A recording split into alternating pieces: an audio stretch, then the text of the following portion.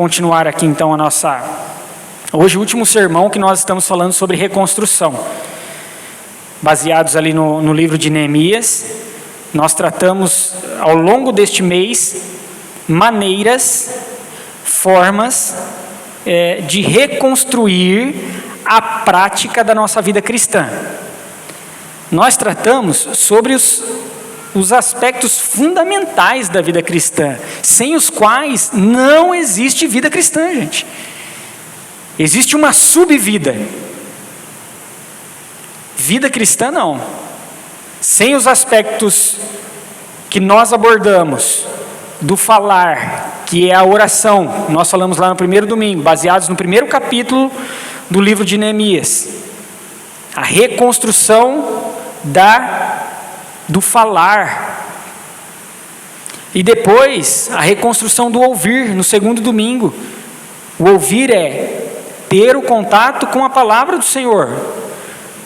Uma vez que estes sinais, estes símbolos, estas letras que compõem aqui essas expressões e palavras, são as próprias palavras do Senhor, a minha vida e a sua vida, a vida da igreja dele.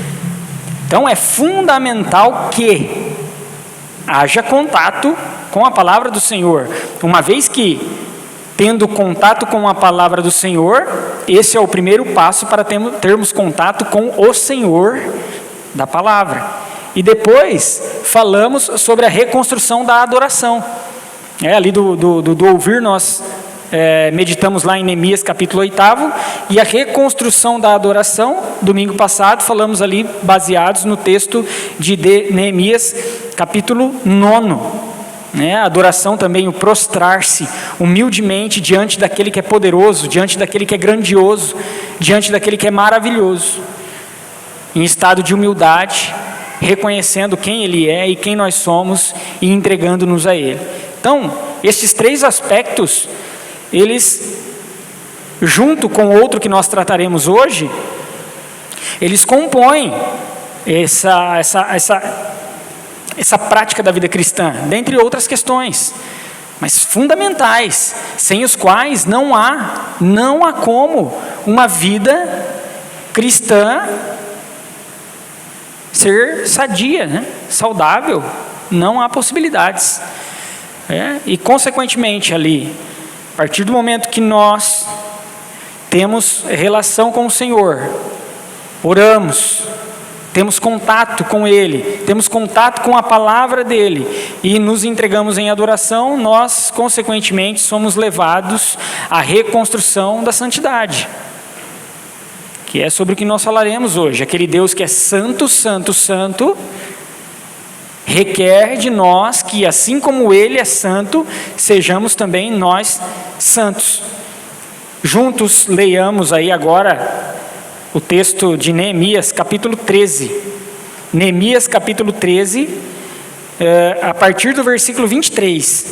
Do 23 até o 31, tá? Até o finalzinho aí do livro, tá bom?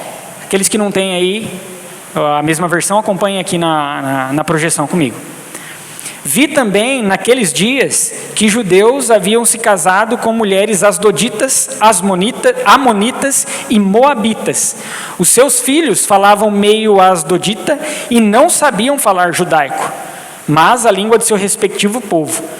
Contendi com eles e os amaldiçoei e espanquei algum deles e lhes arranquei os cabelos e os conjurei por Deus, dizendo: não dareis mais vossas filhas a seus filhos, e não tomareis mais suas filhas, nem para vossos filhos, nem para vós mesmos.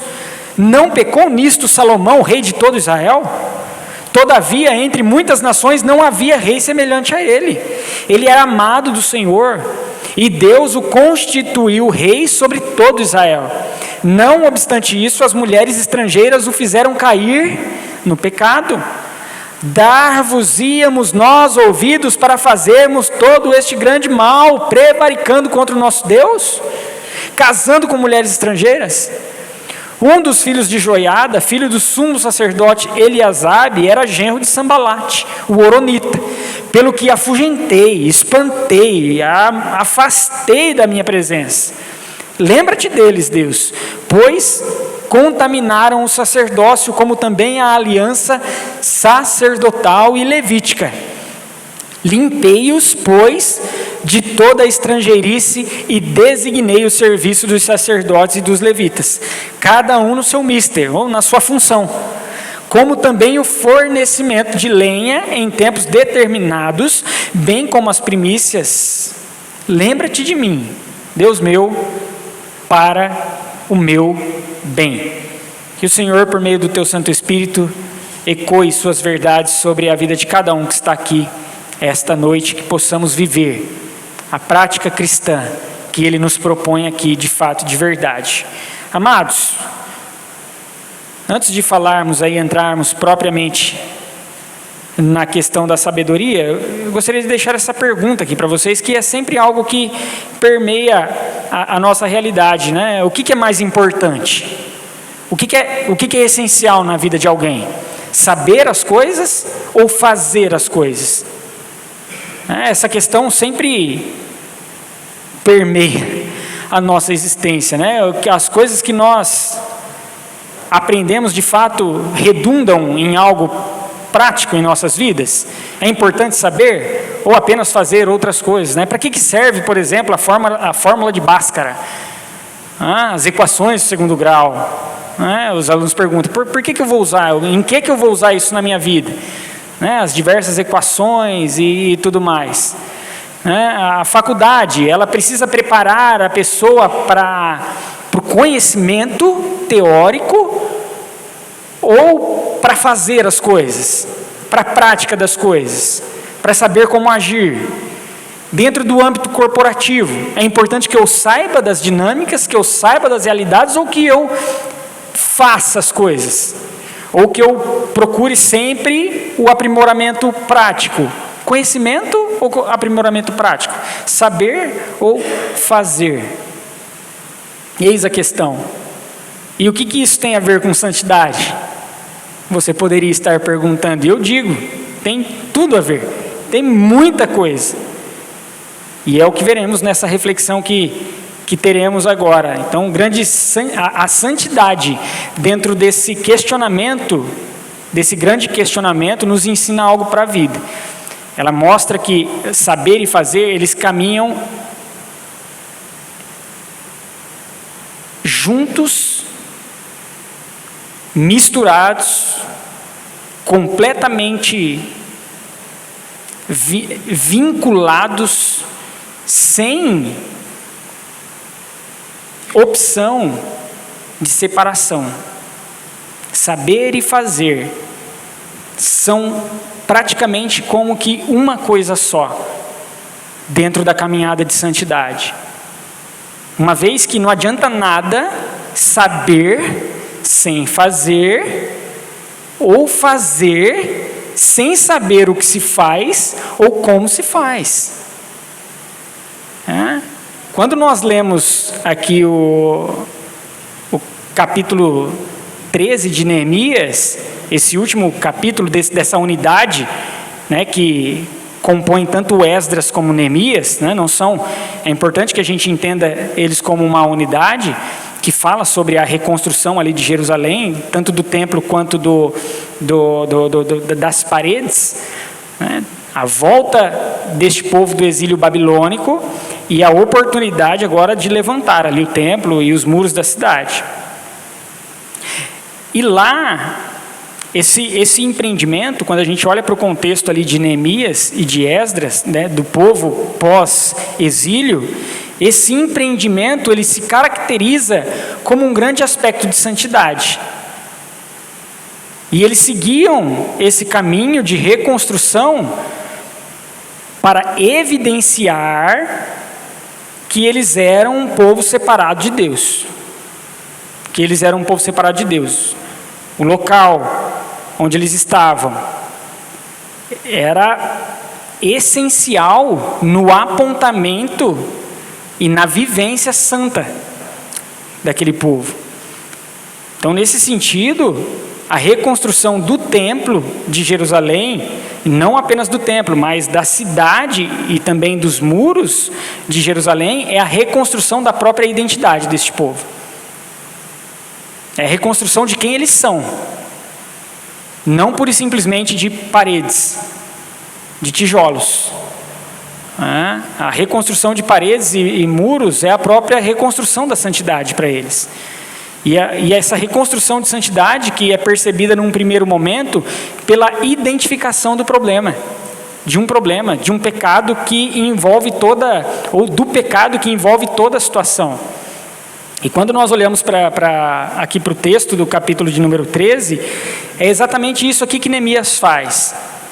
E veja que mesmo depois de todo o trabalho que eles tiveram, toda a labuta para levantar o templo, para reconstruir os muros, para colocar de pé aquilo que estava ao chão, o povo continua fazendo o que não se deve fazer.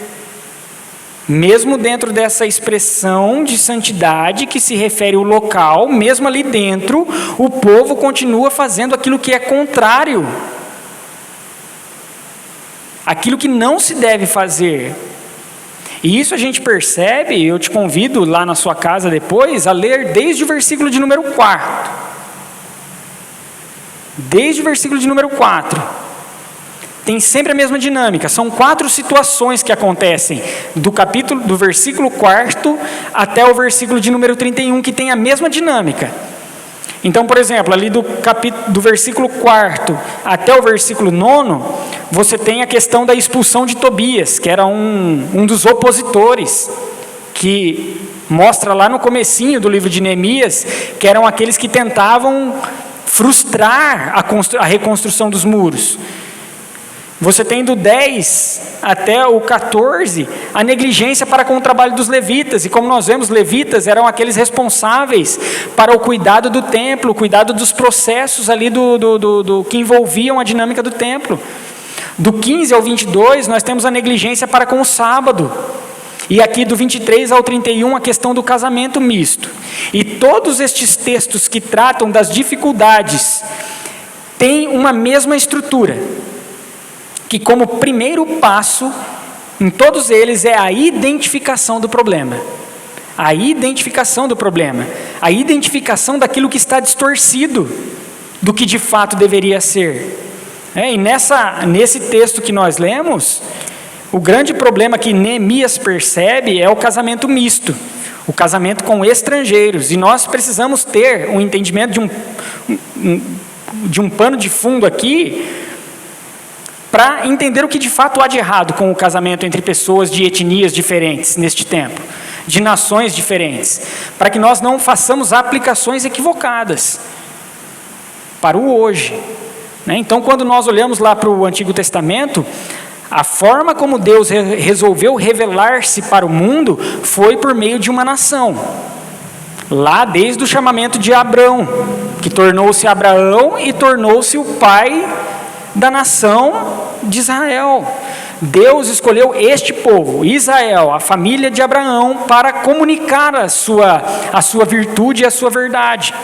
Então eles tinham a responsabilidade da revelação de Deus para com os povos que estavam ali ao seu redor.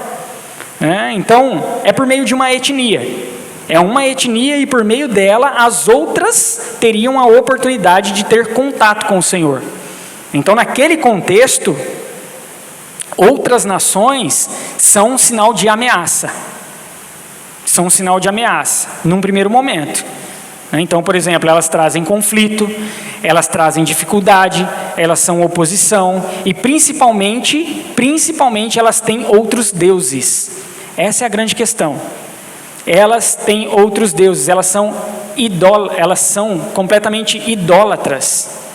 Esse é o cerne da coisa, quando nós olhamos aqui para esse problema que Neemias está tratando. Então, quando se fala de casamento misto como pecado entre eles, o grande problema é o da imersão na idolatria, na adoração destes povos, dos deuses destes povos.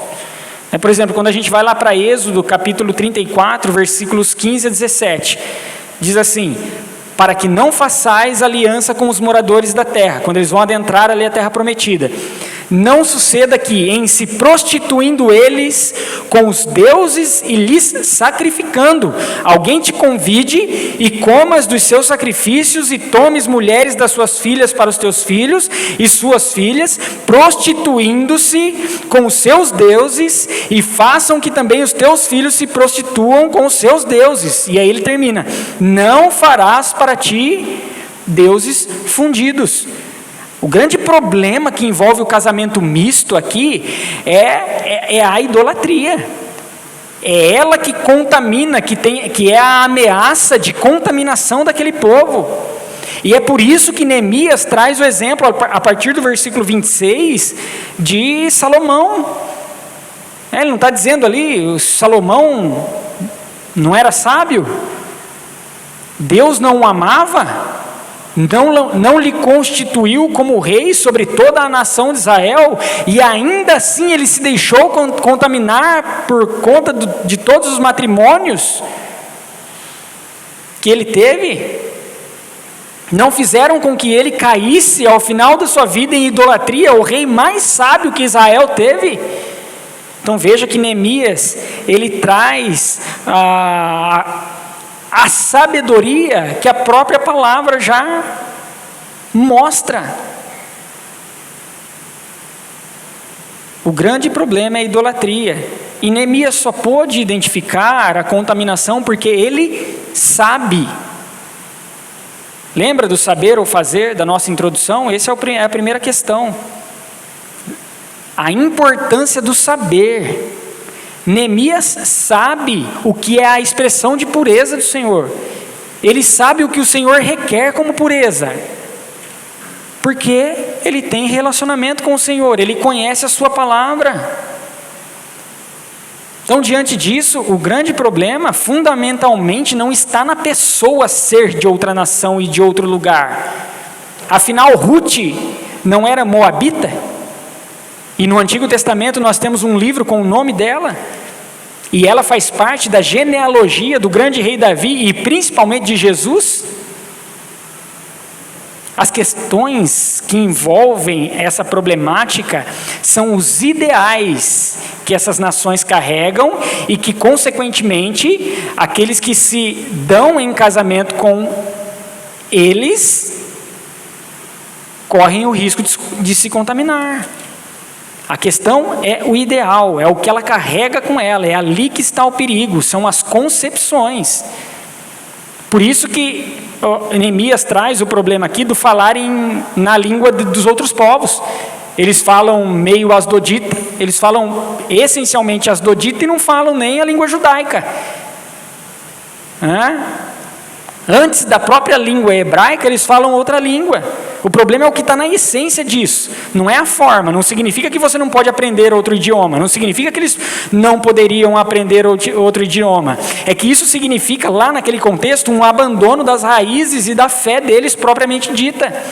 É um adotar de toda a concepção e de todo o ideal que está envolvido nessa situação. É um abandono, né? Uma vez que, como disse no Antigo Testamento, Deus escolhe uma etnia, Deus escolhe uma nação, para que por meio dela Ele pudesse manifestar a sua graça. Então essa nação deveria manter-se pura com relação a tudo o que acontece ao seu redor. Essa é a missão desse povo. A missão do povo de Israel no Antigo Testamento é manter-se pura frente às diversas ameaças, seduções que as outras nações e, consequentemente, os seus deuses, suas concepções, suas ideologias, suas filosofias tentam impor a eles. E, queridos irmãos e irmãs, para que nós possamos caminhar na reconstrução da nossa santidade, é preciso saber o que é pureza. É preciso ter noção daquilo que Deus requer como pureza, porque isso é o que nos fará identificar qual é o pecado. O que de fato é o problema? O que de fato é a dificuldade? E para isso é importante que uma vida se fundamente em tudo que nós temos trabalhado até aqui. Se fundamente no relacionamento íntimo para com Ele, por meio da oração, por meio do ouvir, do contato com a palavra e por meio da adoração. Uma vida de oração, uma vida de ouvir, uma vida de entrega a Ele faz com que nós sejamos e caminhemos no sentido de saber o que de fato Deus requer como pureza. Não é o que é pureza aos nossos olhos, mas o que é pureza para o Senhor. Caso contrário, nós iremos absorver todas as coisas com as quais temos contato e sermos encharcados com essa contaminação toda, uma vez que não sabemos diferenciar o que é uma coisa e outra. Nós somos chamados a ser peneiras, como peneiras e não como esponjas. A esponja, todo líquido que cai sobre ela, ela absorve, ela não separa, ela não exclui aquilo que é sujo daquilo que é limpo, ela pega tudo e ela se incha, ela se infla, ela absorve tudo. A peneira vai ficar com aquilo que é sólido, aquilo que não é sólido, que não tem solidez, que não tem uma durabilidade, se esvai por ela, vai embora. Para reconstruir a santidade é preciso saber, por exemplo, o que é ser santo. É importante saber o que é ser santo, porque existe aquela questão, ser santo, ninguém é santo, pastor? Ninguém é santo, porque fica ligando a questão da santidade com a questão da perfeição, e não tem nada a ver santidade com perfeição, são coisas completamente diferentes. Ser santo é ser separado, e sim, nós somos santos. Pedro diz que nós somos nação o quê? Nação santa. Paulo, quando se refere aos irmãos do Novo Testamento, ele fala por diversas vezes, santos, santos, santos, gente. Santo é ser separado, um povo exclusivo do Senhor, como o povo lá do Antigo Testamento era, um povo santo porque era um povo separado, para que por meio dele fosse manifestadas as verdades de Deus. Hoje a igreja é santa no sentido de que ela é responsável pela manifestação da graça, da misericórdia e da bondade de todos os atributos do Senhor. Ser santo é ser separado, é saber que você faz parte do povo dele, que você é parte do povo dele, não tem nada a ver com perfeição. E portanto, sabendo que nós somos um povo separado para ele, nós vivemos separados do pecado. Não é separado do mundo, é separado do pecado. Não é ser retirado do mundo. Nós vivemos aqui e nós devemos expressar a nossa santidade aqui. Cristo não diz na oração sacerdotal dele, no Evangelho de João: não peço, Senhor, que os tires do mundo, mas que os livre do mal. As nossas relações acontecem aqui, amados e amadas. E esse grande entendimento daquilo que é sagrado e daquilo que é profano, ele sempre foi muito confuso para mim durante a minha formação cristã.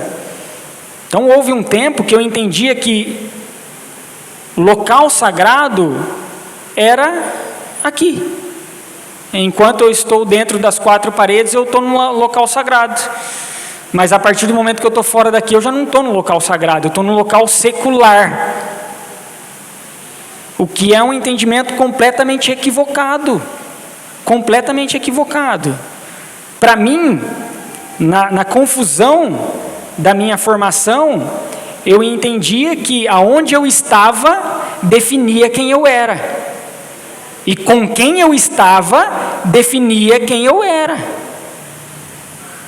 Então, se eu estou num lugar, ali eu sou santo, mas se eu saio, se eu estou em outro lugar, lá já é o ambiente secular, já não é nada sagrado ali. Então, se eu estou no trabalho, se eu estou na escola, se eu estou no lazer, se eu estou no parque de diversões, se eu estou em qualquer outro canto, não é local sagrado, é o secular. Mas se eu estou na igreja, eu estou no local sagrado. Ok, se eu estou com os amigos da igreja, eu estou no local sagrado, eu estou entre pessoas sagradas. Se eu não estou com os amigos da igreja, pessoas que não são cristãs, então eu não estou entre pessoas, eu não estou num ambiente sagrado, eu não sou uma pessoa sacra. É aquele versículo bíblico, Me diga com quem andas e te direi quem tu és. Versículo bíblico, amados? Não, Não tem, Mas é uma verdade, não é? Não também, porque aplica a Jesus isso aí. Se aplica a Jesus essa verdade? Me diga com quem tu andas e direi quem tu és? Se não aplica a Jesus, não se aplica a nós, amados. Uma vez que nós somos aqueles que representamos o próprio Senhor aqui. Certamente que não. Então, é aquela separação do sagrado e do profano. Certa vez eu conversava com 2 adolescentes e um disse assim: mas é que aqui na igreja eu tenho a ação do Espírito Santo, lá na escola não tem. Então aqui Deus vai dar a capacidade para você fazer as coisas. E aí eu pensei comigo, falei: não, amado, o Espírito Santo não fica te esperando na portinha quando você está lá fora, e aí a partir do momento que você entra, ele toma conta do teu ser, e depois quando você sai, ele sai e fica te esperando aqui para uma próxima chegada sua. Não, o Espírito Santo está conosco aonde nós estivermos. Então, essa formação que sempre foi confusa para mim, certa vez me fez parar de jogar futebol com um grupo de amigos, por exemplo, na minha adolescência. Porque eles não eram da igreja. Porque eles não tinham as mesmas concepções cristãs que eu estava aprendendo a ter. E dentro daquela confusão, o ambiente que eu estava não era sagrado. Porque por vezes falava-se palavrão, um monte de coisa. Aquelas pessoas não eram pessoas dedicadas ao Senhor. Então o que eu estou fazendo aqui? Eu preciso parar. Eu preciso estar onde é o lugar santo. Eu preciso estar com pessoas que são santas. E aí eu parei. Falei: não, isso não é para mim. No fundo eu me achava superior a eles, obviamente. Eles não são dignos da minha presença, não é? Eu sou santo? Não é?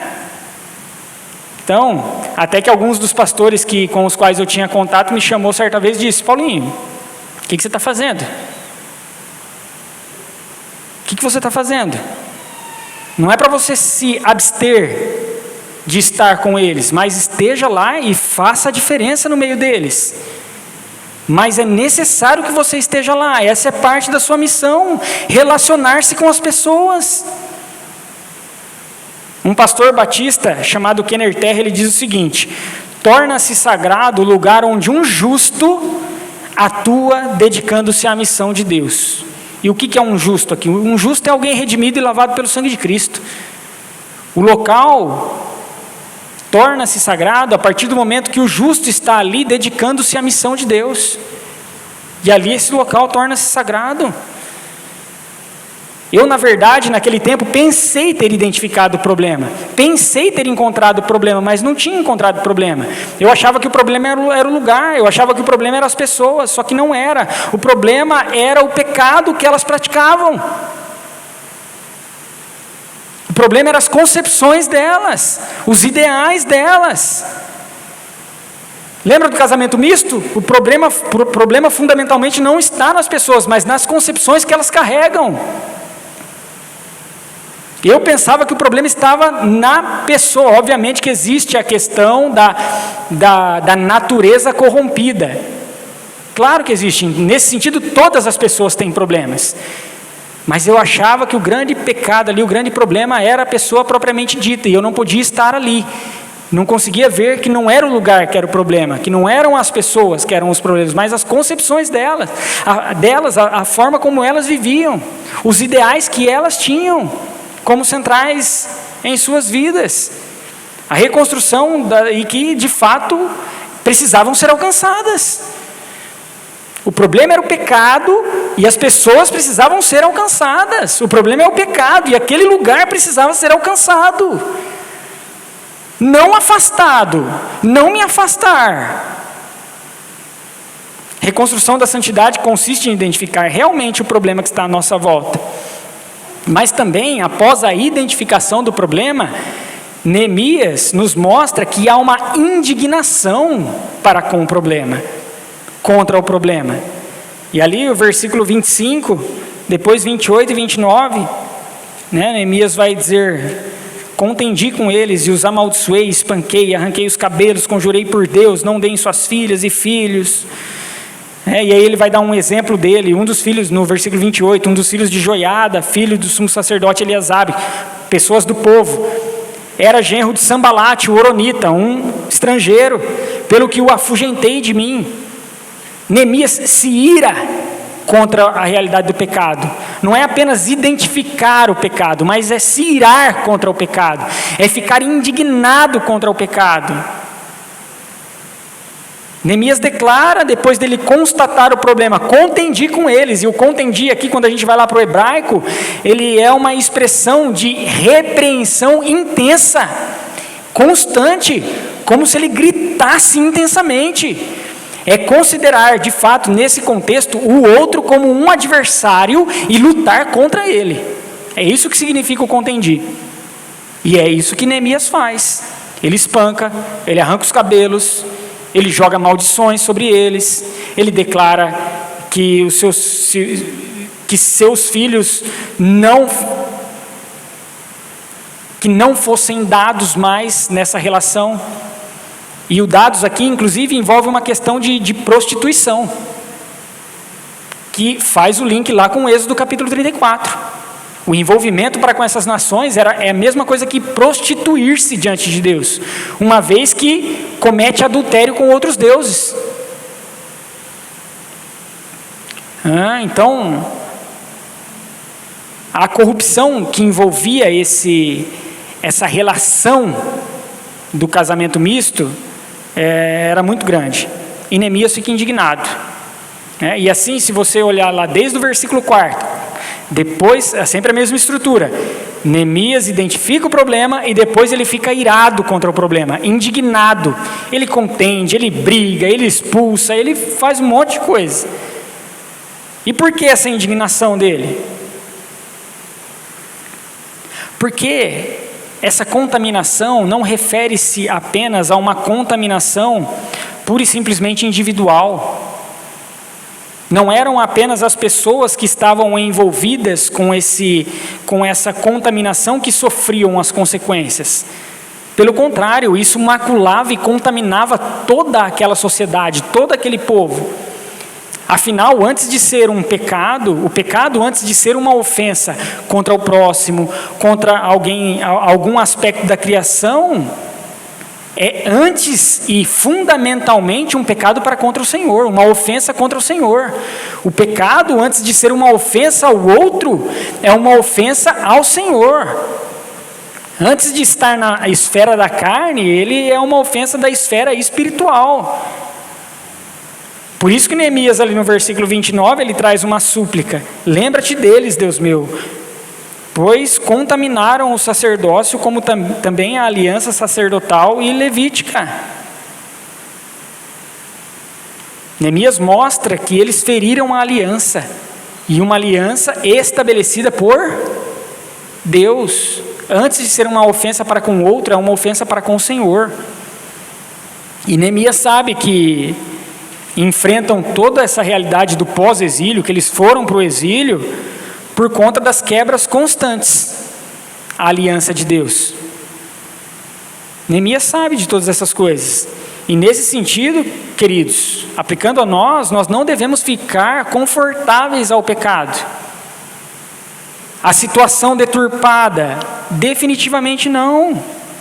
Então, quando eu olho para aquela minha experiência lá do jogo de futebol, o problema não era eu estar no meio de pessoas não cristãs, mas estar lá sem fazer diferença alguma. Sem estar fazendo nada de diferente, sem estar manifestando nada de diferente. Seja em palavras, seja nas ações, seja na forma de me portar, ou de falar, de viver. Porque isso é a mesma coisa que ser contaminado. Quando nós estamos num lugar onde nós não fazemos a diferença nenhuma, é a mesma coisa de nós termos sido já contaminados por aquela realidade. E o pior é que nós achamos que está tudo bem, que está tudo certo. Não há indignação. A retomada da santidade é indignar-se para contra o pecado. É identificar o pecado e indignar-se contra o pecado. É a mesma reação que Paulo teve quando ele chegou em Atenas, que ele sentia ânsia de vômitos diante da imensa idolatria daquele povo. Quando chega diante da estátua do Deus desconhecido, lá ele via toda aquela idolatria e ele vê ali uma oportunidade de falar do verdadeiro Deus, mas antes disso ele fica indignado contra aquilo, ao ponto do seu estômago embrulhar e como se ele tivesse prestes a vomitar. É isso que o pecado deve causar em nós, náuseas. Pecado não é amigo nosso não, gente. Esse negócio de guardar pecado de estimação, não existe, uma vez que nós somos povo santo. Se há pecado guardado de alguma espécie, chega na sua casa, caia de joelhos e afaste essa desgraça da sua vida. Por mais ínfimo que seja, como filhos da obediência, como Pedro em sua primeira epístola, capítulo 1, versículos 13 a 16 diz: como filhos da obediência e tomados pelo Espírito, não somos mais dominados pela natureza do pecado, mas dominados pelo Espírito, e consequentemente somos santos, porque fomos feitos santos por meio de Jesus Cristo, e como está escrito: sede santo porque eu sou santo. Indignação contra o pecado, gente. Indignação contra o pecado é não ficar inerte frente à ameaça que ele pode trazer, porque o mal, uma vez concebido, ele se prolifera, ele se espalha rapidamente. Precisamos ser aqueles que enfrentam o problema. Semana passada eu vi um vídeo no YouTube, lá na Inglaterra, de um motorista de aplicativo. Entra uma passageira no carro e ela olha para ele e ela diz assim: ufa, finalmente uma pessoa normal, não é uma pessoa preta. Aí ele fala: como é? Ela falou: aqui, motorista por aplicativo, só essas pessoas que vêm de outro país, só tem pessoa preta. Estou tranquila por ter encontrado alguém normal. Ele disse: sai do carro, agora. E sobre ameaças, inclusive de um cara que estava por lado de fora, de bater nele, os dois são expulsos do carro. Indignação contra o pecado, uma vez que essa ofensa direcionada a outra pessoa é antes disso uma ofensa ao Senhor.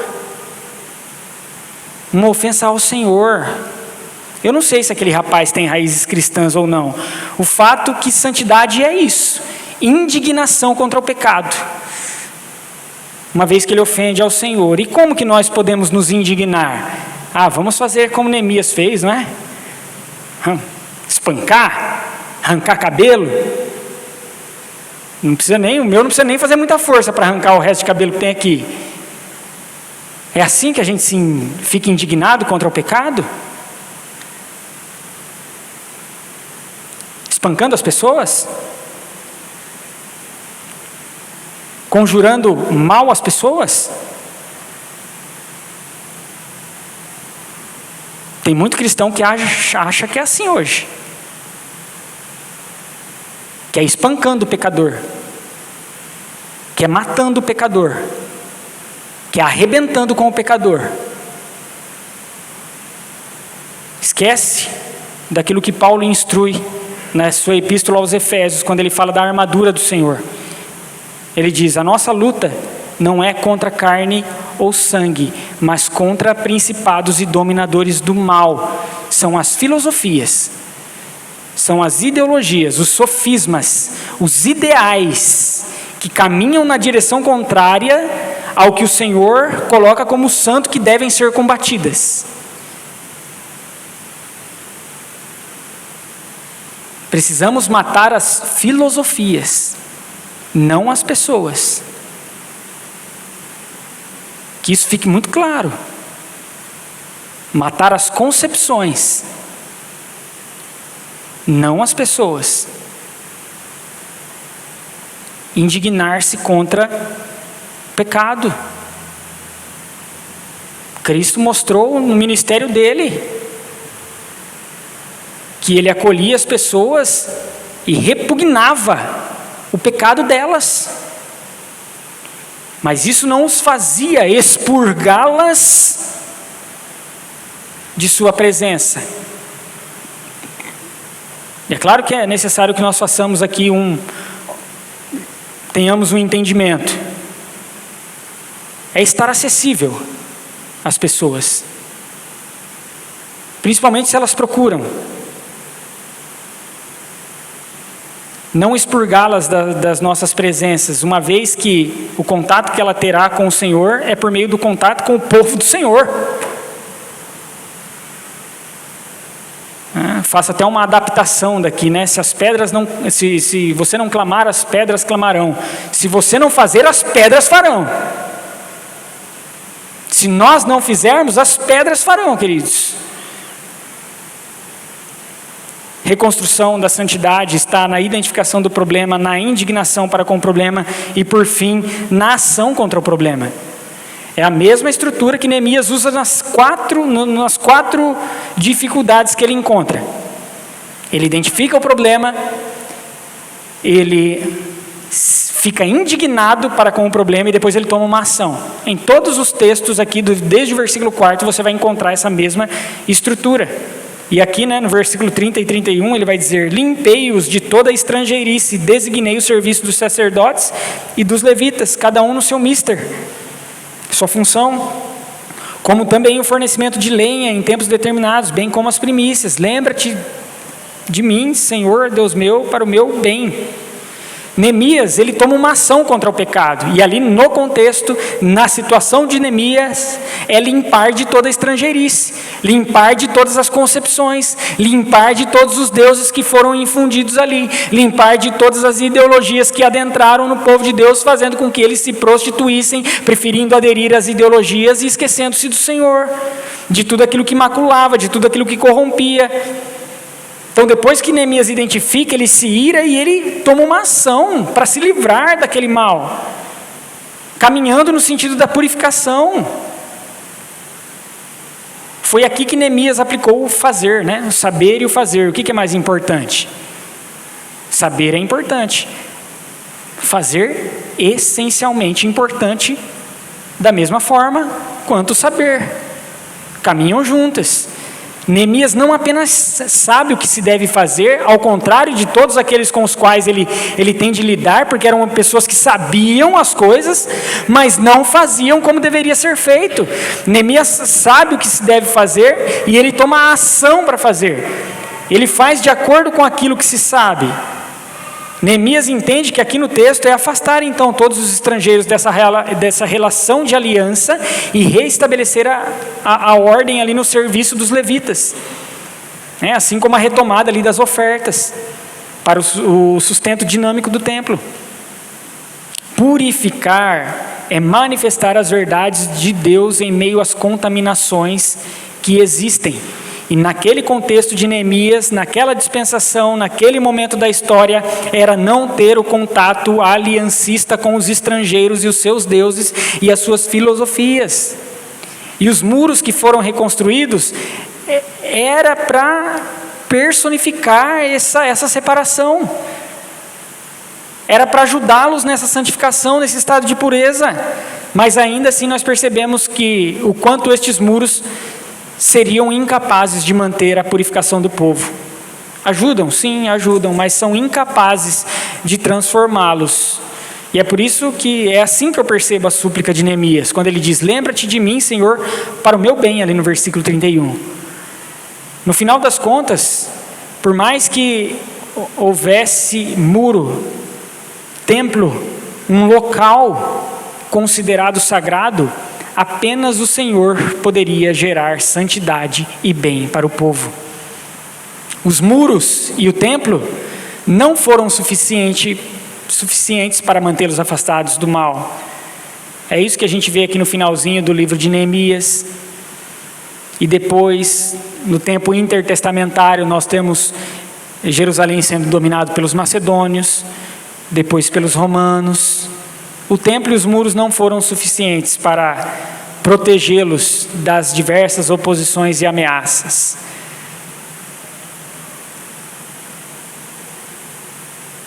Só o Senhor pode protegê-los. Só o Senhor pode manifestar a santidade de uma maneira plena. Só o Senhor pode gerar a pureza e a separação daquilo que é mal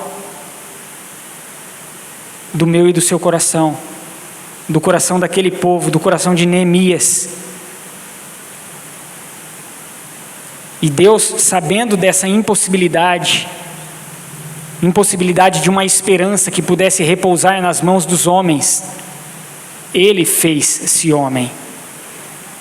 Deus fez-se homem e veio até nós para mostrar de maneira palpável a esperança. Ele veio para personificar a esperança a uma nação que continuaria sendo dele até o final. É o que declara centenas de anos depois, o mesmo apóstolo Pedro que nós lemos no início da nossa liturgia, lá na sua primeira epístola, versículo 2, capítulo 9. E ele diz: vós, porém, sois raça eleita, sacerdócio real, nação santa, povo de propriedade exclusiva de Deus, a fim de proclamardes as virtudes daquele que vos chamou das trevas para a sua maravilhosa luz. E Jesus é aquele que fez com que eu e você hoje pudéssemos também experimentar dessa esperança, amados. Que não se resume numa esperança de sangue, étnica, de nação pura e simplesmente, mas uma esperança de um novo Israel, de uma nova nação, constituída por todo aquele que se dobra diante do senhorio dele, que entrega-se a ele, que recebe os benefícios dos sacrifícios dele para si, e recebe o maravilhoso efeito da morte e da ressurreição de Jesus. Afinal, em Jesus, os muros da separação são destruídos e nós nos tornamos cidadãos santos, da cidade dos santos. Paulo diz isso em Efésios, capítulo 2, versículos 19 e 20. Assim, já não sois estrangeiros e peregrinos, mas concidadãos dos santos, e sois da família de Deus, edificados sobre o fundamento dos apóstolos e profetas, sendo Ele mesmo, Cristo Jesus, a pedra angular. Um estado de santidade não acontece apenas por meio do entendimento daquilo que é certo e errado, queridos. Embora isso seja essencial, só que não garante nada a nós saber ou não saber as coisas. E até mesmo se esforçar em fazer ou não. A reconstrução não depende do nosso fazer ou não. Deus não é acumulador de créditos e nem de débitos. O que nos garante é a vida em Jesus. O que nos garante a reconstrução da santidade é saber que precisamos viver aos pés de Jesus, próximos de Jesus, porque Ele, pelo seu Espírito, fará em nós as suas obras. As obras não são nossas, as obras são dele, e que serão manifestadas por meio da igreja, mas são dele, são obras já estabelecidas, antes mesmo de sabermos delas. A santidade é, sem dúvida, um ato de dedicação e entrega, sem dúvida, queridos, só que um ato de dedicação e entrega sobre Jesus e seu poder, para que a nossa dedicação e esforço não sejam em vão, para que não sejam nulos neles mesmos. Apenas em Jesus podemos declarar as virtudes daquele que nos chamou das trevas para a maravilhosa luz, a sua maravilhosa luz. Anos depois que eu já havia saído daquela empresa onde eu jogava futebol com os meninos, né, já em outro emprego, em outra fase da vida, já mais velho, mas sempre com contato com eles, eles convidaram a gente me convidaram para um chá de bebê de um dos meninos que teria filho. ia fazer um chá de fralda para ele, né?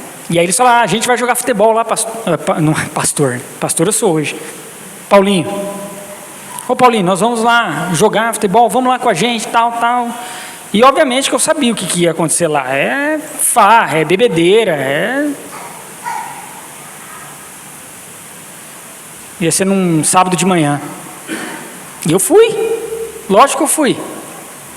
Já não tinha mais aquela confusão na minha cabeça, né, do secular com o sagrado. Eu sabia entendia que a minha missão era levar a luz de Cristo e manifestar a luz dele em meio a toda a realidade de trevas. E aí, a gente tinha jogado lá, e aí fomos para o churrasco, né, e eu fiquei ali na churrasqueira, o pessoal lá conversando e bebendo e tudo, e a gente trocando ideia, assistindo o jogo na televisão também e tudo mais. E aí no final, já tinha passado um tempo, falou assim, já vou embora, gente, já vou embora. Aí eu percebi que o pessoal já ia começar a debandar, né? Aí eu disse, espera aí, não, vamos reunir o pessoal aqui, vamos fazer uma oração, gente. Aí um olhou para mim assim, falei, vamos fazer uma oração. Não vai embora sem ninguém fazer oração, não. Aí o outro falou assim, já mais doido que o Batman, né? Peraí, Paulinho, que eu só vou lá no banheiro e já volto, mas não ora sem mim não, vai lá. E eu sem camisa, de boné, de bermuda, se alguém olhasse e falasse, não, isso aí é pastor, isso aí mais gente, nem de perto. E eu reuni eles lá, todos eles, uma suadeira danada, fizemos um círculo ali, né, aquele cheirinho agradável, né, inclusive do pastor, né, o pé sujo, encardido, e a gente fez uma oração ali de 5 minutos, mais ou menos. E eu falei do evangelho naquela oração, da forma como eu sempre falo, simples, porque a gente precisa manifestar a luz aonde nós estamos, queridos, em todos os lugares, e eu falho muitas vezes, às vezes eu consigo acertar, e isso serve de testemunho para que vocês também possam assim fazer, mas muitas vezes eu sou negligente. E aí no final daquela oração, o pessoal começou a ir embora, e um chegou assim, eu estava na churrasqueira, ele chegou do lado, ele falou, Paulinho, obrigado por ter trazido Jesus à nossa conversa. Eu falei, amém, meu irmão, vai na paz e Jesus te abençoe. A reconstrução da santidade, queridos, consiste em amar as pessoas que são imagem e semelhança do Senhor. Só que isso só é possível se fundamentados em Cristo Jesus. A reconstrução da santidade reside em Cristo Jesus. Apenas em proximidade com Jesus, nós somos tomados pelo Espírito dele e nós podemos identificar o problema. Saber que o grande problema é o pecado que envolve a situação. E muitas vezes não é o lugar e nem as pessoas, e eles devem ser alcançados pela luz. Mas só fundamentados em Cristo nós podemos identificar essa realidade. Só fundamentados em Cristo e tomados pelo teu Santo Espírito nós podemos nos indignar contra o pecado. Porque uma vez que dominados pelo Espírito, aquilo que é santo não tem uma relação de amizade com aquilo que é pecado. Mas se nós estamos dominados pela carne, haverá relação de amizade para com o pecado. Então Cristo Jesus é aquele por meio do qual nós podemos, pelo seu Espírito, nos indignar contra o pecado. E apenas em Cristo Jesus nós podemos agir contra o problema, porque é o próprio Espírito Santo dele que nos faz agir contra aquilo que há de mal e aquilo que há de errado. Em Cristo Jesus somos tornados mais alvos, mais brancos do que a neve, amados. Povo santo dele, que reconstrói a nossa santidade e faz com que nós vivamos as manifestações dele aqui e agora. Que Jesus abençoe os nossos passos, as nossas vidas, e o Espírito Santo dele nos dê de entender essa tarefa e essa missão, e que nós possamos caminhar assim como Neemias, não da mesma forma como Neemias, mas com a mesma indignação e tomando ação, entendendo que na nova dispensação, que em Jesus Cristo, a forma como nós lidamos com essa realidade, Ele mesmo nos dará de ser. Que Jesus Cristo nos abençoe. Baixe sua cabeça, vamos orar. Ore, faça a sua oração. diante do Senhor. Clame ao Espírito para que Ele possa evidenciar a santidade em nossas vidas. A santidade dEle, que ela domine o nosso ser, domine a nossa existência.